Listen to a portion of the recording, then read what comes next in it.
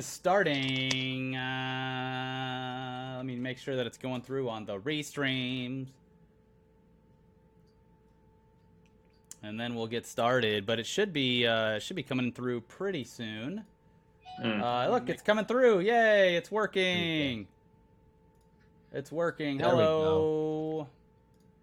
Yes. Okay, good. Perfect. Let's just get right into it. Hello, everyone. Welcome to the live show again. Once again, virtually done through the power of the internet. Hello, everyone that's watching in the chat. Hello, everyone watching on Twitch. Today, it's not coming through on Twitch. It isn't? What the heck? Oh, there we go. No, it is. It is. It takes a little second. Had to refresh. Ladies and gentlemen, TV's Joel Rubin. It's me, everyone's favorite Avenger. Friendly neighborhood Joel. Some people are saying no video, but that's a lie. I can see it. Anyways, refresh. Yeah, refresh your page. We're muted. Let me double check this. We get to check everything now because I have to run everything. So, Joel, you might be on your show and you don't even have your technology house in order. We get to check everything now. Well, here's the thing, Joel. So, Joel, we don't really know anything about technology. I can hear it. It's fine. Everyone's just trolling. Alta Voltage, why the balls aren't you guys in the cool studio? LOL, $5. Because the studio's under construction, so they use our spot to do the VR show. But it's fine because I like this. We can get all the guests we want, especially TV's Joel Rubin. Yeah, if this were actually at the Machinima Studio, I wouldn't be at the Machinima Studio. Yeah. There you go. And to go even further into detail, we essentially got bumped by LeBron James. Yeah, LeBron so it's James like took us out of there. Not King James himself, but King James's production company. Yeah. Showed up with a presumably a Adidas duffel bag full of cash and said, "Hey, that's a nice set you got there. How much they paying you for it? How much they paying you for that?" Yeah. Well, nothing, sir. Here's the thing. I don't know if anyone will believe it, but Elliot saw a movie opening weekend. Yeah. What? Was it a Jim Jarmusch film? Well, I promised to do so because we wanted to talk about it. Yeah. And so I went to the ArcLight at 11 a.m. on Saturday and saw the movie by myself. And I think I'm going to make this a weekend tradition. Wake up, pour a cup of coffee, head down to Hollywood, see a movie alone in a theater that's only half full. Yeah. It was lovely. Then you got your whole only half full. Well, it was early in the morning, I guess. They actually started screenings at like 8 a.m. And I thought about going to one of those, and I'm like, I'm going to be too groggy at that point. Well, at least you're nice and awake for it. It's not like some people who go out to the 12 a.m., 1 a.m. screenings who are like, I fell asleep. I can't do those anymore. Yeah, I think the last one I did was The Force Awakens, and it always sucks like fighting. Like on one side you're so excited and you've waited so long for something, and on the other side your body is just like, nah, we need sleep right now. Yeah, I think the worst experience I had was I was coming back from a music festival and I really wanted to see what was the fucking Aliens movie that wasn't Aliens? Prometheus. So I saw Prometheus at like midnight showing after a music festival, and for a movie that you have to pay attention to even understand, it was the worst. Whereas Infinity War was nonstop action, so it would have been much easier to stay awake. But I want to get Elliot's initial reaction, because Elliot is the person who will always poo-poo something. He's very cynical.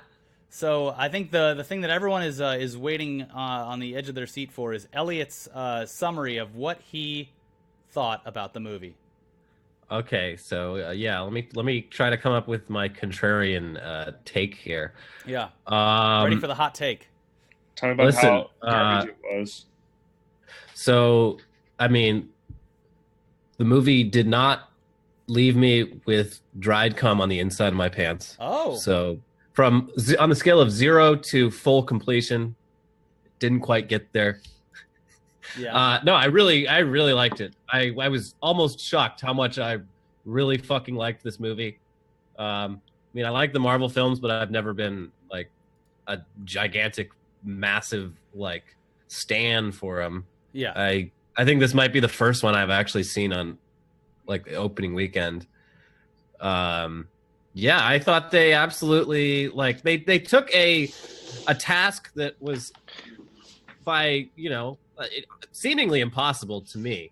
I was definitely skeptical that they'd be able to pull off like what is it, like 3 dozen characters all coexisting in one movie without making it a complete fucking mess. But they really managed to fucking do it. Like this, honestly, the script of that movie was so tight. Yeah. It used every possible moment effectively and still managed to like have room for jokes and some breathing room. I enjoyed the hell out of it. My biggest complaint, I sat through a 2.5-hour movie that ended on a fucking cliffhanger. Yeah. And yeah, what in general is your your opposition to these movies? Because you haven't seen any of them on opening weekend. You don't seem to be super enthusiastic about them. So just give us a rundown of generally what you don't like about them to begin with. Okay, so one thing this movie did well that a lot of other Marvel movies, in my eyes, don't do well is this movie had a villain that was very three-dimensional, whose motivations you could actually sort of understand, who, he had emotional depth to him. A lot of the Marvel movies, like, the villains are sort of secondary. Yeah. They're just a plot device. And, like, in this one, I felt like he was more than that. Yeah. And then, I don't know, in general, my superhero fatigue often comes down to, like, every movie being like, we have to save the entire world right now. Like, the stakes just get so big that they're, like, just kind of meaningless. I don't think I've seen a Marvel movie I disliked. It's just that I don't get super excited for them because often they're just something I've already seen that's just sort of reskinned. Yeah. Well, I think that was what was great about this one was that it feels like a Thanos movie. You watch his motivations. They do a great job at getting the audience to understand why he's doing what he's doing, to the point of where you can almost sympathize with him. And I know. What I'm saying is that it gives you some sort of emotional attachment to the actual villain. It follows his story more than almost anyone else's, which I found extremely refreshing. And yeah, they were able to cram in so much into 2.5 hours to the point where it was almost exhausting watching it, but I enjoyed the entire thing. But yeah, the breakup with the jokes and stuff like that was very nice. I thought that the jokes were all great. Also, yes, we are going to be getting into spoilers in this. My favorite experience with the jokes was how hard the audience laughed at the Squidward joke, and how it was maybe a dozen people in my gigantic movie theater that actually laughed at the Grimace joke because it's dated humor where a lot of people who aren't teenagers, meme lords, people in their early 20s probably don't really understand who Grimace is, but everyone knows who Squidward is, so that joke landed great. But do you think Tony Stark would know who Squidward is? Yes. Tony Stark is like 55 years old, right? Exactly. Yeah, he's friends with Spider-Man. Spider-Man loves SpongeBob. So Peter, tell me about all the hot new memes. Yeah, that's what every time when he comes and gets information, he's like, "All right, Peter, what are the hottest memes right now?" And Spider-Man's like, "Hey, no, somebody touching my spaghetti." It's a fun. That's something DC and then he shot Webb. Yeah, and then he shot Webb. Yeah, and then it's a shot of him looking at himself, pointing at himself. Yeah, Joel, what did you think about the movie? Feel free to say anything you want about spoilers. This is a non-safe space. Generally, I liked it a lot. Also, lean back a little bit. Your head's huge on the cam. I generally liked it a lot. I agree. I think that choosing to make the movie about Thanos and make him the lead character was the smart choice. And I think when you look at the release of Black Panther and how they were able to make, up until I think Infinity War, Black Panther had the best villain. I think that's still Killmonger is probably a better villain, with a more interesting motivation than Thanos has. But I think that Marvel's experience putting together Black Panther helped them define who they wanted as a villain. Like giving him motivation was really helpful. Mm-hmm. The juggling of the characters was mostly done pretty well. Like there are characters I just like. I don't care if I ever see again. I don't care about Scarlet Witch. I don't care about Vision, even though I love Paul Bettany, and I certainly don't care about Bucky Barnes. And the fact that we've had so many movies dealing with Bucky Barnes is like annoys the hell out of me. He does tend to pop up in everything for some reason. Although, in my ranking, my new ranking of favorite Marvel movies, Winter Soldier is still top on my list because it set itself apart from the rest of the Marvel lineup by being just a good action movie. And a Marvel movie second. See, I felt that way about also, like, I liked Civil War a lot for the same reason. Like, it's really interesting because we've had 10 years of these movies so far. The evolution of them from, like, good guy fights a bad guy. Like, just Jeff Bridges as a bad guy, he just wants to kind of be a bad guy. Mm-hmm. And now we're getting sort of different genres of movies, and it's not just superhero movies. Like we're getting weird space fantasies and weird space comedies, and we're getting action spy movies with the Captain America movies, which is super fun. I have no idea where the next Avengers movie is going to go. It's going to be having to take down Thanos and maybe steal the gems back, which maybe we'll get like a weird action bleak heist movie or something. Mm-hmm. Who knows? I think that direction is sort of interesting, and it's also mirrored in the Star Wars universe where you're getting lots of different genres of movies in that too, and it makes sense to me because they're both owned by the same company, Walt Disney. So Walt Disney's frozen head is still making all of our entertainment decisions to this day. Listen up, kid. Here's what you want to do. If you want to get a hot new movie, you got to put a mouse in it. See, a talking mouse. That's a new Avenger. Speaking of that, Joel, do you think that on the other side of Disney that Star Wars could actually learn a thing or two from what Marvel is doing, considering the streak that Star Wars has had? Well, Star Wars movies, I think, have got people really divided, and this is not a Star Wars review. Maybe we could do that at a separate time. I generally like the new Star Wars movies. I think they have some problems with them, obviously, but I also think that we've only had, 3 or 4 years of new Star Wars movies where we've had 10 of these Marvel movies. Yeah. Right. And so I'm really interested to see how the Star Wars franchise evolves over the next 5 or 6 years and what the direction is. I think it was also really helpful for Marvel to have Kevin Feige with a roadmap of where he wanted to go with the series, especially after the first Avengers came out. Like you can see, not even the first Avengers, after the first Thor came out, you can see them setting up the Infinity Stones arc so far in advance. I don't see that as much yet with Star Wars, but that might just be because we've only had 2 timeline Star Wars movies in this run so far. Yeah. So getting into the ultra spoilers here. Everyone dies. Yeah. Almost. Wait, almost everyone dies. What did you think about the list of all the dead people? So Loki, dead. Definitely dead. He's dead. Dead. Gamora. Gamora dead. Pretty fucking dead, which that makes me kind of sad. But also, Peter Quill fucked everything up twice in this movie.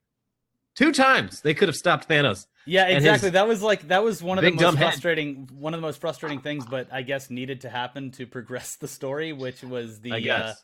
It's all his fault. Yeah. I also think that it's in his character though. Like he's so impulsive. Yeah. He's real hot. And he's impulsive in a way that benefits Gamora every time. Yeah. Well, anyway. So by the end, Spider-Man dead. Vision, dead. Scarlet Witch, dead. Black Panther, dead. Nick Fury, dead. Basically anyone that has a movie that is guaranteed to come out within the next 5 years died, which was, I thought, strange. All of the newest characters were the ones that perished primarily. I mean, Rocket was left behind. Who's even left? It's Rocket probably was left behind. Captain America, all the originals, and Rocket. And Wong. Okay. Yeah, what was he up to that whole time? He's guarding the Sanctum Sanctorum, bro. Also, Probably getting lunch. Also, I'm not as enough of an expert at this, but there was 0 seconds of Hawkeye. Yeah, and the excuse for why him and Ant-Man weren't there was just very tacked on and weak. Just Yeah, like, oh, they took a deal with the hero registration program to go into like witness protection house arrest. So Yeah.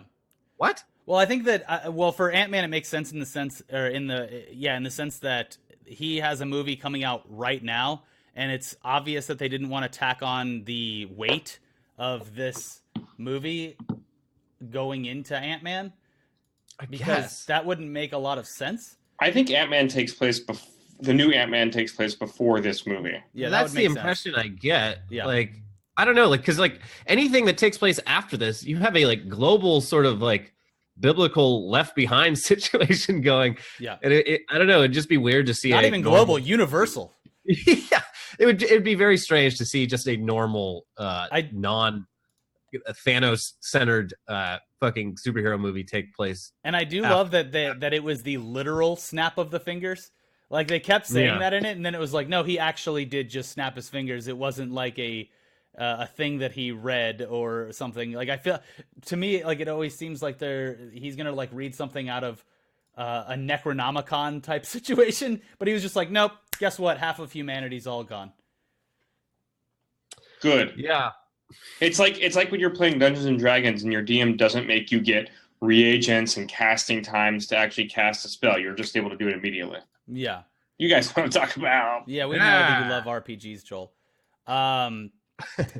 But here's what didn't really hit for me, and I loved the movie. I thought it was incredible, and I laughed, cheered, did all the emotions that you can possibly do during this thing. But because of the way that everyone died at the end, I feel like it didn't really have that much of an emotional toll on me, and I thought that I was going to be a bit more wrecked by what was going to happen, what I could assume was going to happen. And then when it did happen, the people that were fading away, I was like, well, this doesn't make sense and doesn't make me, like, the fact that they all have movies coming out scheduled doesn't really hit me as hard as it probably should have. Like, it's obvious that Spider-Man isn't dead. He has a movie coming out. Black Panther 2 has been announced. Right. I mean, I think your point is correct in that, like, look at who's alive. It's all the original Avengers. They're the ones whose contracts are pretty much done at this point. Yeah. And I think there'll be some sort of universe switcheroo, flip, like whether it's the reality gem or the time gem. Yeah. Or something. They're all gonna sacrifice their lives to bring back the other people. Probably. Yeah. The two that hit the hardest, I think, are pretty obvious. Is Scarlet Witch had to watch Vision die twice. Yeah. Yeah. And and that's what you get for having sex with a robot. Mm-hmm. You freak. And of course, Peter Parker dying in Tony Stark's arms was obviously. He told him to stay on Earth. I guess it would have happened to him anyway. Yeah. Well, I don't know how the randomness pans out, but yeah. Yeah. The way I was talking about that with somebody as well. The way that I justified it in my head was that he specifically said, Tony Stark, you will be able to continue living or whatever. Yeah. And then everybody else who was on Titan, he killed because they fought against him because they were like right there. So wait, Tony Stark lived. Was anybody else on? I Titan don't Live? think so. I think Tony's alone up there. Yeah. So and here's the thing is with No Way Home. My fiance, who is a complete Marvel encyclopedia, pretty much, was saying there was two things that stood out. Was that in the comics, it is the original Avengers that fight Thanos in the end, which obviously makes sense because they're the ones left behind. Oh, Nebula. Everyone's saying Nebula's Nebula's alive too. Oh yeah. So it apparently it is in the comics the original Avengers that are left to fight. I don't know how Rocket Raccoon ties into that, but that's fine. Also, the scene with Doctor Strange where he analyzes the millions and millions of outcomes and there's only one that works. He obviously knew what the outcome was going to be and specifically gave the Infinity Stone to Thanos because Yeah. of that. Yeah, I Touchstone. did notice that. Like Tony's like, why would you do that? And he wouldn't have done that unless he had a plan. So Yeah. Also, before I forget, one of the coolest moments, one of the coolest visual moments out of the 10 years of Marvel movies. Thor with the lightning? Oh yeah, when Thor drops into Wakanda, that was fucking badass. I wanted to stand up in my seat. I wanted to replay that moment, and I'm gonna go see it again this weekend. Yeah. This Like, why did they never make him do that before? That looks fucking cool. They were Those rad as saving hell. it. They were literally edging wanna the watch it audience for 10 again. years. I do want to go watch this movie again. I don't know if I can convince my wife to go see it again for a second time. So Yeah. I might have to sneak out of the house at some point. Yeah. But that was one of the moments that I want to. It was so cool that I want to see it again to like be able to replay it in my brain. You know. Mm-hmm. Yeah. But everyone commenting that Nebula is still alive on Titan brings up that actually does remind me, and Nebula being alive and Rocket being alive. So there are two things I want to talk about with that. One is that Nebula being alive obviously makes sense. She is one of Thanos' kids, even though he didn't love her as much as Gamora or at all. But sparing her, whether because of his like minor affection for her or to continue torturing her, it's a sort of interesting character choice and makes sense in the context of people who live and die. The Rocket thing is a really interesting character choice. I don't know why he's, again, I think everybody else is probably pretty random. I don't know why he's alive, but from a character choice, I really like it because the previous Avengers or the previous Guardians of the Galaxy is all about like him learning about how to deal with the fact that like you're in a family now and dealing with those emotions. And he's sort of like, he's still Rocket, but he's accepted the fact that he's part of this family and that they've got his back and he has their back. And now they're all gone. Everyone is gone. And that'll be an interesting character journey for him to have. And he had the quote, and I might be misquoting it because I mean, I saw the movie a couple of days ago, but he had the quote where Thor says, "I've got nothing left to lose," and Rocket says, "I do." Yes. Which was like really, really good foreshadowing. I also loved the character interactions, the ones that we hadn't seen before that we were waiting for this movie to see. Mostly with the Guardians. All of those matchups were like that. That's why. I mean, that's the best part of when these sorts of things happen in the comics is like you're taking all these characters that aren't around each other and putting them together and sort of seeing them play off each other. Besides Ant-Man and Hawkeye, the only other character that I could think of that maybe should have been in the movie, even in just a background scene, is the lieutenant, Yondu's lieutenant from Guardians Volume 2, who ends up becoming part of the Guardians of the Galaxy at the end of the movie. Yeah. And Zack Snyder's brother? Yeah, like, he should have been on that on the ship. Yeah, right? That's a good point. Yeah. Let's get to some super chats really quick. We got Nathan C with $5. Love you guys. Always shocked by Elliot's happiness. Between this and The Last Jedi, Disney Park should open a childhood hero funeral attraction. That might not be too far from the truth.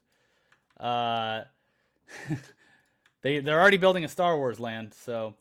TJ Hubbard, $1.99. Tinfoil hat. Everyone that lived actually died. That was my initial thought, and I like Langoliers will get you. I didn't. My fiance told me that I was wrong, and she's definitely right because I was like, my initial reaction was that everyone that died has a movie coming out anyway. So I was wondering if the people that were alive were actually the ones that died and on a different plane of existence entirely, and then the rest of the world was going on without them. But it makes a lot more sense that the original Avengers are left behind to fight, and that Joel, I can hear you rapidly typing. Sorry. Yeah, so it makes a lot more sense that they're left behind to actually fight Thanos whenever the next film comes out. But yeah, it did seem like wrong kid died. Nix and 25 $5 was worried about how they would be able to blend the different styles of the movies and characters, but I thought it found a great balance and worked great. Yeah, I agree. I can't believe what they pulled off in this film as far as scale.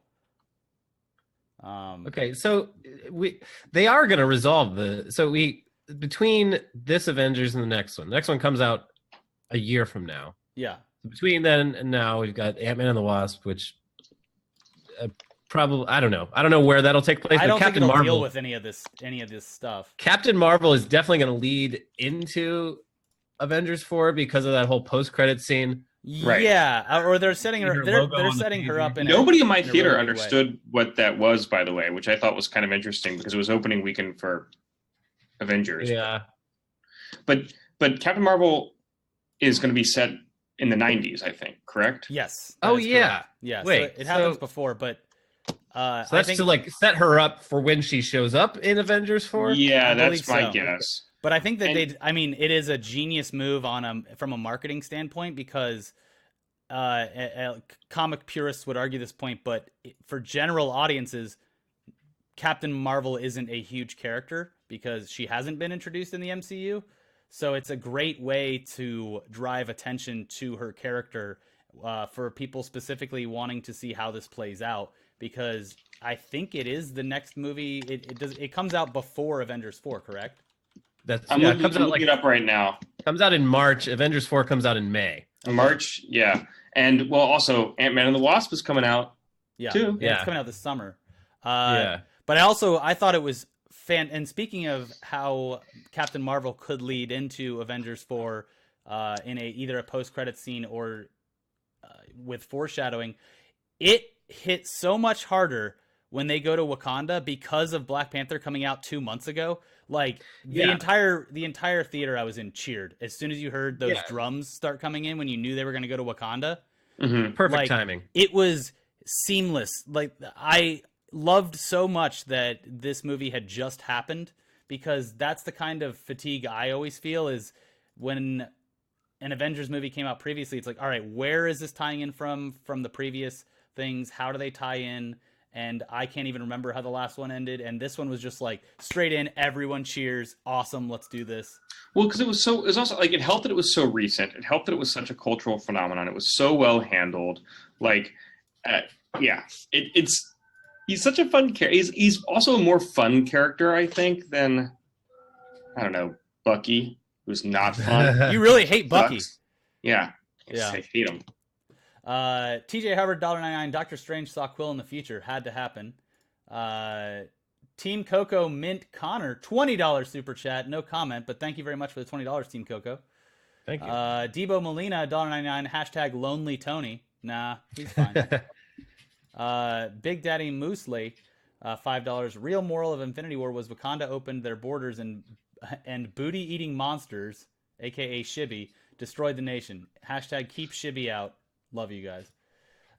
Chief 68, $5 Canadian. So we can all agree that Thanos was by far the best MCU villain. I agree. I also think Warmonger was fantastic. So they're pretty Killmonger. close. Oh, sorry, Killmonger was also fantastic. So it's a tough choice. But as far as that goes, I mean, it's hard to beat Thanos. Farley's asking a good question. Did Pepper Potts survive? We don't know. I don't know. She was very upset.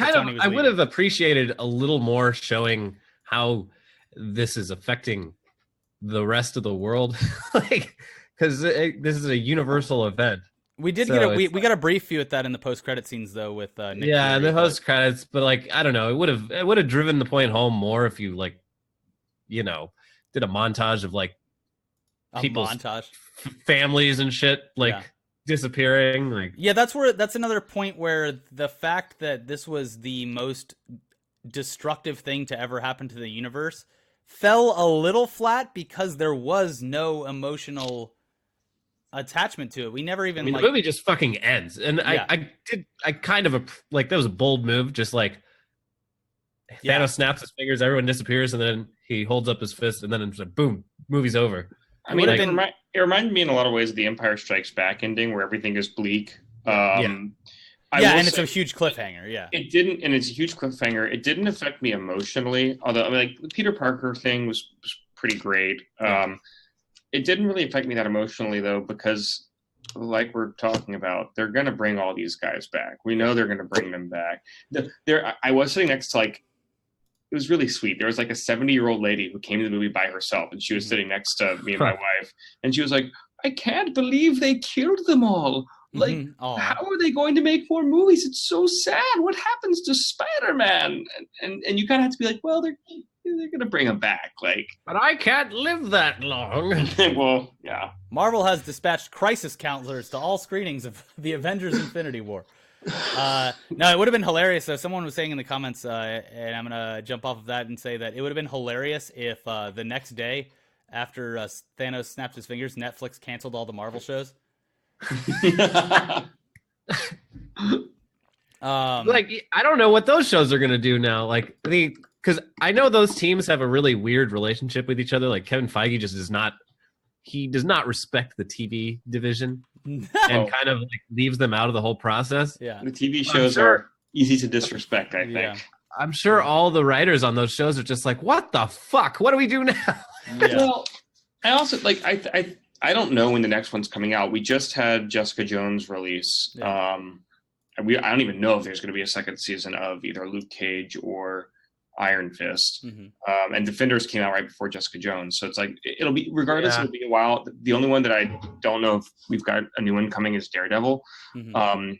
But if enough time like if it's going to be a year but before the next series, which is possible, then it can just deal with it by, hey, everyone's back alive, and I don't remember what happened because the reality gem changed my reality. Yeah. Yeah. Yeah, that's the Do you thing. think they're going to? Do you think they're going to use this whole Infinity Gauntlet situation to bring the X-Men into the MCU? Only if the Disney Fox merger goes through. Yeah. Yeah. And then, I mean, they're definitely. And then they're leaving Cable the door shows up open. to. Cable's the one that beats Thanos. Yeah. That would be so good. I mean, the whole thing. It'd be great if they figured out a way to bring the Fantastic Four in. Yeah. I would love fantastic. Thanos is originally a Fantastic Four villain. So right. Anything having to do with That'd be very space. Yeah. I would love a good Fantastic Four movie. Everyone would love a good Fantastic Four movie. Yeah. That's not a controversial opinion. Really quick, I'm going to get through the rest of these super chats. Hold your thought, Joel. Pay attention says, I get why Scarlet Witch was so upset watching Vision die twice. A real doll of that quality is expensive as fuck. Talking, making it into a real doll. Fapcom123, $10. They left Rocket because he still needs to get Bucky's arm. So that makes sense because Rocket is a mechanic of sorts. Gator. Yeah. Murder Giraffe 19, $2. Wong is going to save the universe. I don't disagree. And then Stone Sky, $2. If Trump built the wall, Thanos would be stopped. Probably true. Yeah. Yep. George Salinas, $4.99. I was sitting next to an older couple who had no idea what the hell happened, and I had to explain the ending and post-credit scene to them. Sounds like Yeah, the I mean, situation. this is not a movie you want to go into unless you've got at least a familiarity. Like, Yeah. They don't hold your hand through a lot of it. I mean, Yeah. I haven't seen all the MCU movies, and I was able to at least like connect most of the dots. Yeah. Like I still haven't seen Thor 3. Oh, you haven't seen Ragnarok? It's the best one. But I mean, Oh my It's god. categorically the best one. he Yeah, gives it's a one of whole my favorites. synopsis for it, so I'm like, okay, I get it. Yeah. It's like me watching Game of Thrones. Yeah, No, I get it. I'll watch the last episode. just pop in. Yeah. I pop in and out. It's fun. Side note, that's exactly how I watched Breaking Bad. Before I watched the series, I watched the finale the night that it premiered with it. Like there was a big watch party. It's like I never Fuck seen you. Yeah, it was great. That was like when it was literally the same thing as when I watched the Hold the Door episode of Game of Thrones, where I hadn't watched any of it, and I was watching it in a bar was screening it, and I just happened to be walking by, and I was like, wow, people are really attached to this. And then I saw it, and I was like, well, that was dumb. His name's the thing that he does? Stupid. I was gonna say one of my favorite things out of Infinity War that I saw on Twitter this weekend was on Twitter somebody named Anthony Oliveira, I guess, at Mia Coupa, was criticizing the New Yorker, who had an article entitled In Avengers Infinity War, characters aren't introduced. They just show up and their behavior is entirely defined by the template set for them in other movies. Yeah. And Anthony Oliveira's criticism was, okay, you could say the exact same thing about the characters in Homer's Iliad, but go off, I guess. Yeah. And he goes Or on any this- sequel. it's a great thread, and he talks a lot about it. It's really interesting and funny. Somebody tries to call him out and says, I get your critique, but the introduction and the repeated contextualization of characters is almost ceremonial in Homer and other epics. Have you not read what you're talking about? Have you? And his response is, I literally use my PhD in literature to do a podcast once a week about epic conventions in literature, my dude. I have I read the Iliad and the Odyssey when I was in college. I've read a lot of Arthurian, medieval translations of medieval Arthurian texts. And he's right. Like, characters just show up, and you're just expected to have a knowledge about who they are, because they are essentially the superheroes. Like Apollo just shows up, Percival just shows up, or Lancelot just shows up. And you're like, right, Lancelot. I know his backstory. I'm all up to speed. What's he going to do now? He fights with lances a lot. A lot. But I thought that was a really interesting parallel. And there are a lot of criticisms I'm seeing about the movie that it's just too jam-packed, and that everyone's in there and you're expected to have all this knowledge about it. And like, I get it, but these are our versions. This is the modern day versions of what those epics were for those people. Mass appeal storytelling, like with assumed knowledge. And I have no problem with that. It's one of the reasons that I sort of give a lot of these movies a little bit. Look, I want them to be good. I want characters to have motivation. But I think I give them a lot more slack than film critics do, because they're serving a different purpose than an A24 film, for example. Yeah. Speaking of how big this movie and these movies are, here is every record broken by Avengers Infinity War. This is on movies.com. Infinity War had the very best opening of all time. Disney beat its own domestic box office champ with Infinity War debuting to an estimated $258.2 million. That's domestically, which is a good deal above the $248 that Star Wars Force Awakens grossed in 2015. Accounting for inflation, Star Wars still reigns by a tiny amount, though globally, Avengers sequel was on top with no caveats at $640.8 million opening weekend. Wow. Yep. The best domestic opening for a superhero movie ever, the best domestic opening for a spring release ever, the best opening of all time in 7 foreign countries, the best opening for a superhero movie in 3 foreign countries, the best opening for a Hollywood movie in India, the best Saturday gross ever, the best Sunday gross ever, fastest movie 250 million, 200 million, 250 million, widest opening for a live action movie ever, best Rotten Tomatoes audience score in the MCU, and best IMDb rating for the MCU. So it made more money in one weekend than 90% of movies ever make in their box office run. It's a hell of an accomplishment. Yeah. Especially when that was the thing that people were kind of, I don't think that they were worried about it, because normal, everyday Joe Schmoes don't care about box office numbers. But people were wondering, could it beat box office records, even though it's a culmination film where you would assume people would have seen everything else in order to go see this, or would people go see it having not seen the other stuff? Didn't the third Lord of the Rings make the most money of all the Lord of the Rings? I think so, yeah. So, I mean, that's the thing, is people had plenty of time to catch up on this, but it's staggering just how big it is, I guess. And it'll be great to see if it takes over Avatar, which it will not. No, Avatar's going to be terrible. Yeah. Yeah, I don't care about anything in Avatar. There's it's stupid. Joel, as a connoisseur of all things artistic, entertainment, and comedic, dramatic, what did you think about Peter Dinklage's role? What a surprise! It's so I loved it. I literally it was an unscripted moment on one of our shows, but there's definitely an episode years ago where me and Elliot talked about how funny it would be if Peter Dinklage was a full-sized man in a role at some point.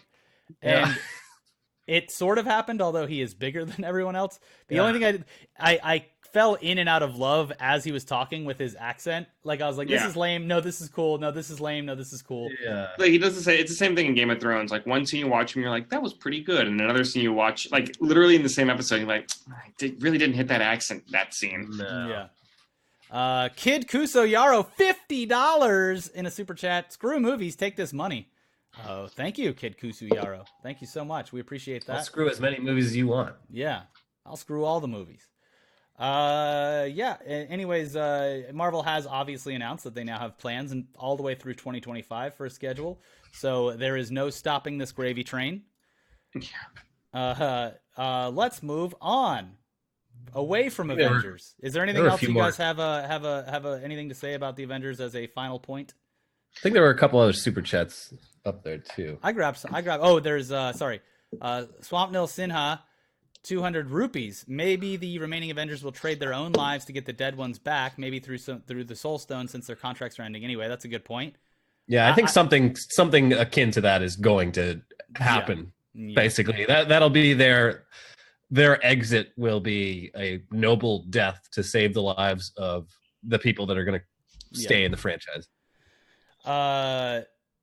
Anyways, Joel, is there anything you want to say about Avengers as a final point? I'm getting to the point where like there is like a little bit of superhero fatigue. I think that these movies have done a great job in continuing to keep me at least interested from a popcorn level and watching them. They are fun to watch.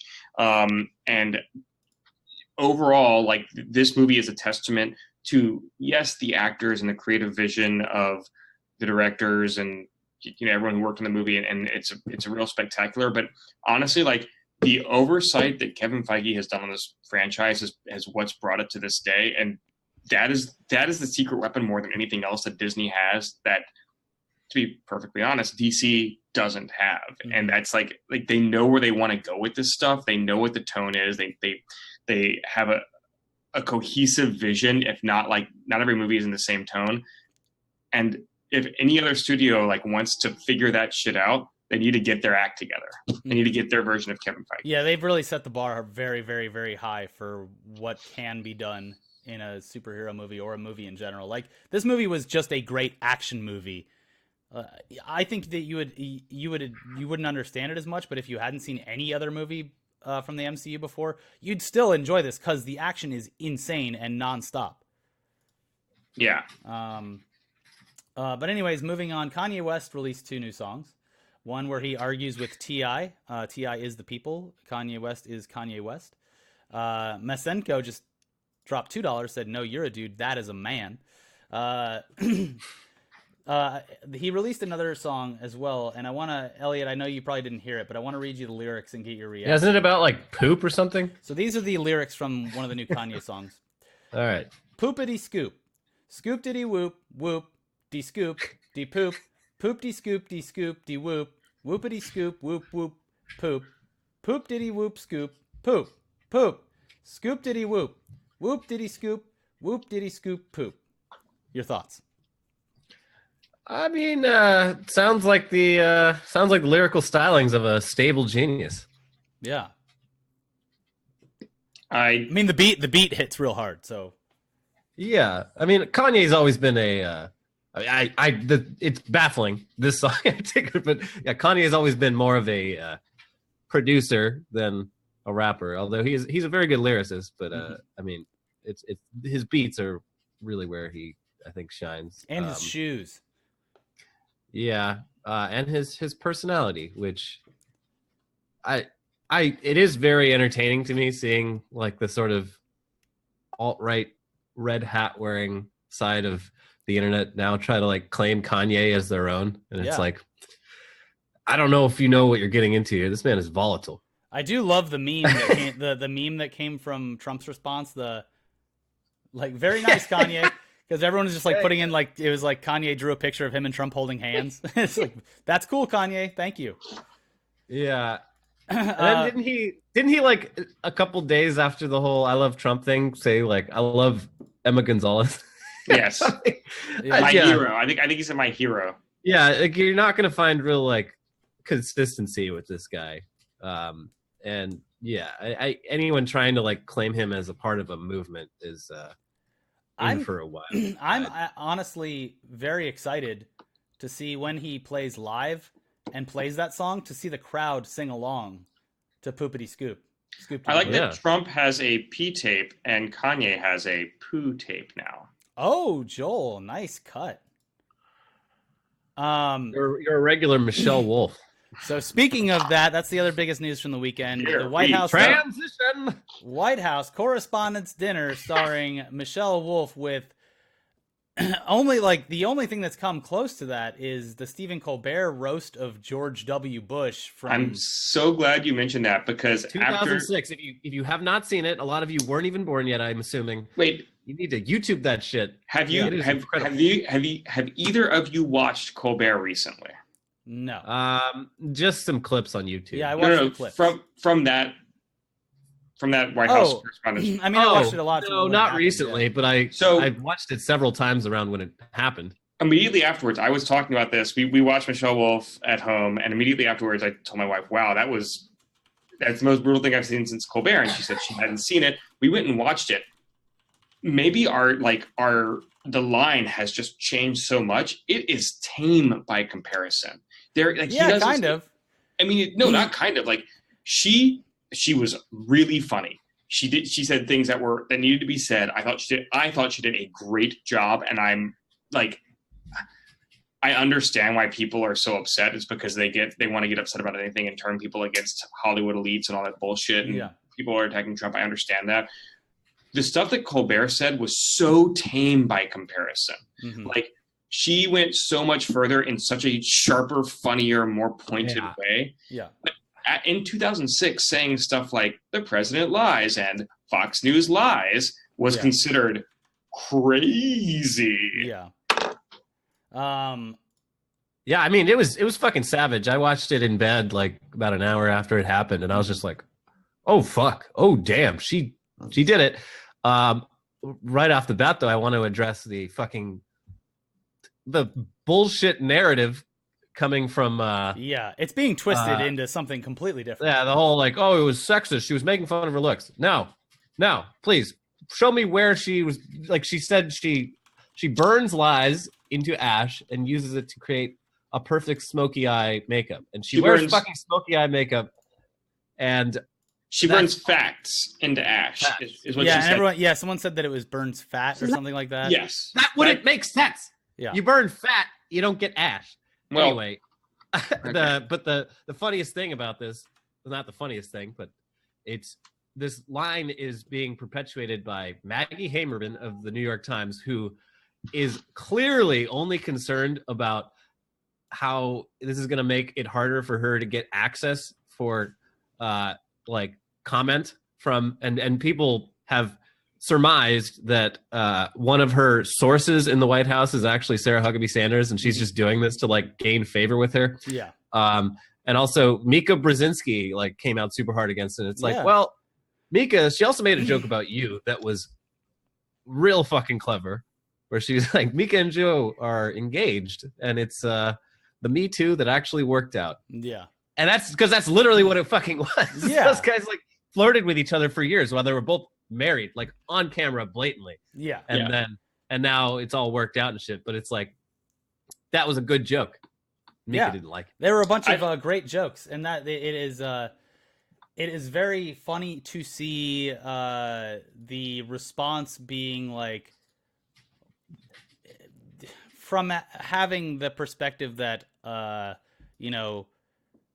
coastal elites and liberals are snowflakes and stuff like that, and it's like, all right, well, she told like pretty good jokes, and everyone's like clutching their pearls at the idea that this woman would attack people within the administration, and it's like, I mean, these people kind of deserve a good roast every once in a while. They lie a lot, like verifiably. Well, and also all these like Roseanne weighing in and saying, you never make fun of a celebrity who's bigger than you. You only make, and like that doesn't. It's the first rule of comedy: always punch down. Yeah, that doesn't make any sense. What the fuck are you talking about? Why would you only make fun of people that no one's heard of? And also, yes, you're bullying. Punching down is bullying.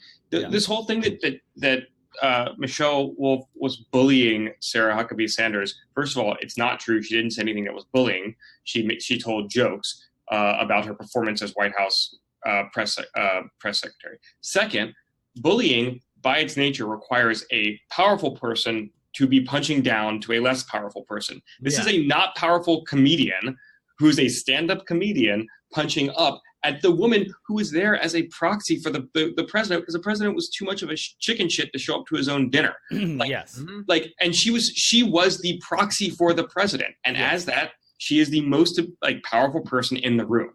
So I don't want to hear that Michelle Wolf bullied Sarah Huckabee Sanders. That's such a bullshit response to me. Yeah, it's garbage. Her and Conway, her and Conway were sent as sacrificial lambs. Yeah. To be the focus of the jokes. I loved Kellyanne Conway's just complete lack of, like, she looked like she was hopped up on opium, just sitting there, just. Yeah. Yeah, neither of them But, look super happy. Well, they were I- definitely not happy. That's I for also sure. want to address the idea of the idea of elites is so fucking wrong and stupid. It's like this is a room full of some of the most powerful people in politics and news media, and you're getting mad at some fucking 32-year-old comedian who probably still lives in an apartment, like, and she's the elite that is not respecting you. Like, fuck off. There was some some head of communications at the White House. She fucking tweeted like, "Me and my husband walked out. We can't stand these elites." And like, someone clapped back at them on Twitter. It was just like, you guys, like, you live in a fucking mansion. You run 2 giant like political influence campaigns, and you're not the elites in this situation. Yeah, Right. It's very strange. It's so stupid. It like people say it without even like thinking about how little it makes sense. Yeah. To get some background on Michelle Wolf, in case people are interested, she got a someone did an out of the loop thing on Reddit, and someone put a lot of information in. She got her big break as a writer for the Late Night with Seth Meyers. She also worked on the Daily Show with Trevor Noah. And she was great on Daily Show. She has a show coming out on Netflix, news show, weekly news show, which Perfect timing. the best marketing for that ever. Or, you probably also have like a large group of conservatives who are now canceling their Netflix. Oh no. How will they ever recover it? How do you ever watch Adam Sandler movies? Yeah, she's basically like Netflix. They wanted to get on they wanted some of that gravy train from the Daily Shows and John Oliver's and Samantha Bee's of the world. So they hired her for that because she actually has been working on those shows for a while, and I think it'll be great. I'm excited. Yeah, should be good. Yeah, I think that it was really funny. It's being I don't like that it's being stretched out of context in the sense that they're putting words in her mouth that she didn't even say. No, and all, like the outrage is so it's a fucking distraction. Yeah. It is. This is so inconsequential to anything. If people really have that much of a problem with it, I don't know. Maybe the whole tradition of this is stupid. That's the take that John Favreau of Crooked Media and Pod Save America has. It's just like the event itself is super antiquated and like doesn't fucking work in this day and age. Yeah, it's trying to do completely different things, like honoring the press and celebrating the DC political culture. And then you bring in a roast comedian, and then you're going to get mad about how this all turns out. Yeah. It's dumb. Yeah. Also, the fact that this is the one thing that they're focusing on as like the administration, where they're like, you see how mean they are to us? And it's just like, dude, the president roasts people on fucking Twitter every day, and he's the president. Yeah. It'd be one thing if he was a super nice guy. Yeah, Donald Trump is not a nice person. Yeah, literally he does what she did, and he's the president. The same night that this was happening, the White House Press Correspondents' Association dinner, he was at a campaign rally in Michigan. And hug box. He asked if there was any Mexicans in the audience, and everyone and booed. The audience booed. I'm sorry. I'm never gonna like. It's the kind of thing like, even if she did go too far with it. Yeah, I have only so much fucking energy and sympathy to go around, and fuck this guy. No, I'm sorry. Yeah. We're running close to being out of time, so I want to hit one other news story, and also get into some questions really quick. Elliot, we called it. We did it.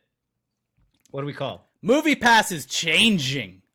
Well, hold on. Wait. Oh, but before I get into that really quick, Nixan25 dropped $10 and said, I've always been a big fan of Kanye, and he's always been someone who drummed up controversy, especially before an album release, but dude doesn't know anything about politics and policies. And then Sauron, the Dark Lord of Mordor, dropped $200. Oh, shit. Thank you so much, Sauron. Not gonna lie, Spider-Man's death made me tear up. As much as I love the MCU, I'm getting a little tired of these superhero movies, and as annoying as the anti-Trump trend is, I understand the importance of this, and this is all just freedom of speech. Thank you so much, Sauron, the Dark Lord of Mordor, for your donation. We always appreciate it. Yeah, let me talk about what the changes are first, Elliot, and then I'll let you get into it. We recently did a news dump episode about MoviePass, and our side of it was, this is too good to be true. If you are a customer, this is great for you, but there's no way that MoviePass is going to stick around in its current form. And the news is that it's already changing.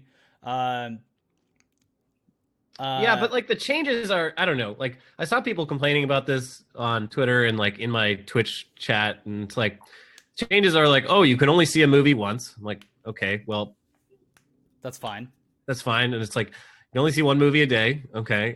You can only see, it's just like, I don't know, shit that I don't think would even apply. No. The big thing is that you can only see 4 movies a month now. Oh. Yeah. I mean, it's still a great deal, though. It's still a good deal. But this company, here's the thing. This company is never going to last. Like, no, they're fucked. The math is never going to work out. Enjoy it while you can. And their rationale, which is what, like, well, in the future, we will be selling customer data, like profiles, to come. Like, basically, is what they're saying. That's real popular right now. A, that's real popular. B, like, look how well that's, Facebook isn't making money. Like, they're not. Netflix isn't making money. They're not. Like, it's like this is all fake. It's all fake. Yeah. It's just people who started a company to make $1 billion. Mm-hmm. Yeah, it's. I mean, who could have seen this coming? But and I think things are only going to get worse for MoviePass. Apparently, the new rules are for new signups. So if you are grandfathered in, take advantage of it while you can. But I'm pretty sure that like we called it, that it's not going to be like this forever, and they've got to figure out a way to change things. And they'll probably tired of always being right. They'll probably just get completely shut out by someone like AMC, who could just make their own type of MoviePass. Apparently, there's a competitor called Cinemia. Yeah. Something like that. Cinemasthesia. My theory still, and I can't wait to be right about this, is that AMC is going to bleed them dry, just slowly suffocate them, and then buy them at a discount price to make the AMC MoviePass app. Yeah. Yes. Just buy up all their technology at bankruptcy prices, and then set it up for their existing vast network of AMC theaters. It's basically what all the big porn sites did to the tube sites. Yep. They sued them till they were worthless and then took them all. Mm-hmm. So anyways, get the use out of it while you can if you're a subscriber. And let's get to a couple questions before we head out for the day.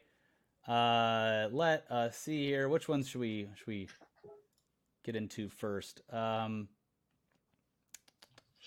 This is a good one for Elliot. At Haley Headley, what are your thoughts on Cardi B? I don't know really anything about her, but her album's great. Yeah, I haven't listened to it. She is a great live action meme. I liked her rant on the taxation. See, I didn't. Yeah. I didn't like her rant on taxation. No? I mean, I didn't like what she was saying, but I thought it was very entertaining to watch her try to wrap her head around it, because I think we all relate to frustration with the U.S. tax code. Yeah. On a certain level, where it's just like, why is this so complicated? Yeah. Where is this money going? Well, I enjoy her new album, and I think that she is very, very funny and says whatever she wants and does whatever she wants. There's a great clip of her where she's on Ellen, and Ellen is usually takes control of the conversation and is like overly positive and to the point where it's weird, but Cardi B completely dominated her interview with Ellen and kind of like seemed like she put Ellen in a weird position, just being like, oh, this is even weirder than I can be. And I don't know. I think she's hilarious. If you remember, the first experience we had with Cardi B was the meme where she does that face. God, what is she's from,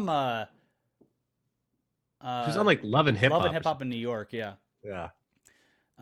Jacob C87 999. Never get to see the show live. Keep up the good work. Thank you, Jacob.